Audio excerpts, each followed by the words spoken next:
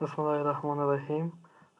دیتابیسی که بالاش کار میکنیم به خاطر مدیریت پروژه ها تهیه شده که قسمت آپشناش هست. میتونیم پروژه ها، کارمندان، قراردادی ها، مصارف، معاملات روزمره و حسابات درج کنیم و مدیریت کنیم.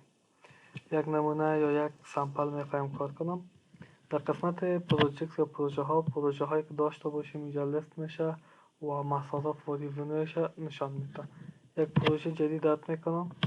پروژه است مثال به نام اسکول یا مکتب. بجتش باشه به این مبلغ.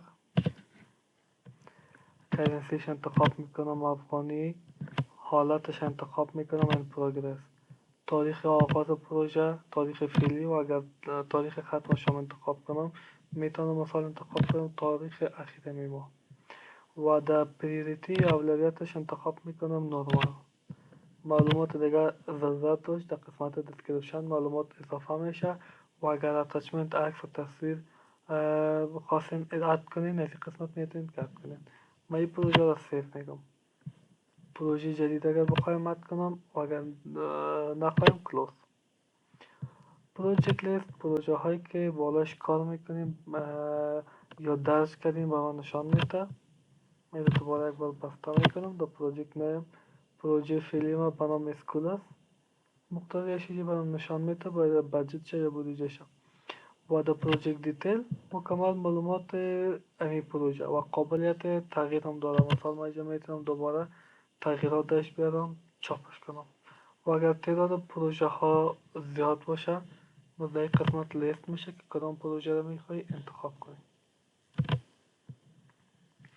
قسمت سرچ داره به خاطر پیدا کردن پروژه ها یا دریافت پروژه ها به اساس نام.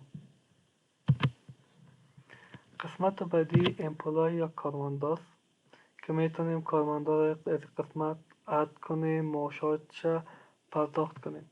در قسمت اد امپلای میم یک کارمند انتخاب میکنم مثلا به نام احمد.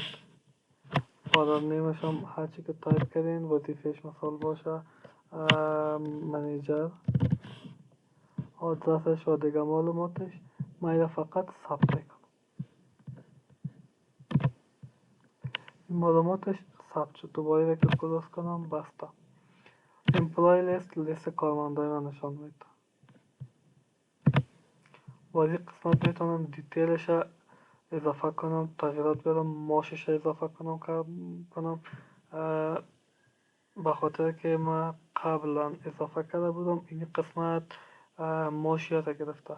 اگر من برای این کارمند ماش انتخاب کنم مثال کارمند است به نام احمد مای مارچ سالاریش باشه 3000 افغانی.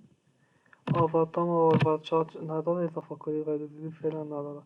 من این رو سیف میگم. از این کارمند ماشش در این ماه مشخص شده. هر ماه میتونیم ماش مختلف یا ماش یکسان برش انتخاب کنیم.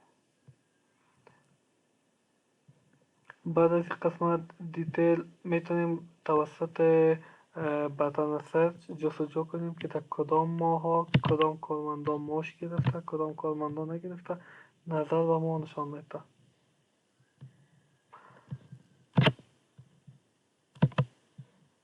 قسمت وندور یا قراردادی ها میتونم یک قراردادی شرکت یا یک کارمند شرکت اضافه کنم.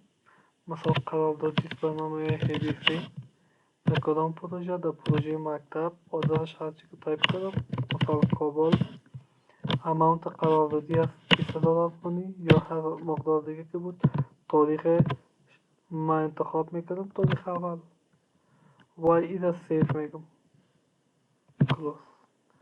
میتونم دیتیلش لیست دیگه قراردادی را ببینم یا بر اساس نام جستجو کنم که به این نام قراردادی داریم یا نداریم. در قسمت ترانزکشن پیش از اینکه ترانزکشن اجرا کنم یک اکانت رو میخوایم ثبت کنم که بر اساس از این ترانزکشن صورت بگیره.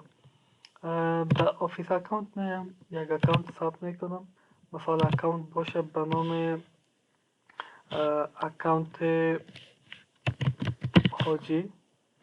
دیسکریپشن اگر ضرورت شد اضافه میکنین اگر نشد سیف میگم. اکانت ثبت شد. میایم اینا رو بالای ترانزکشن انتخاب میکنم. اد نیو ترانزکشن. تاریخ امروز یا today نوشته میکنم به حساب ما یا به اکانت ما پول آمد. دریافت پول.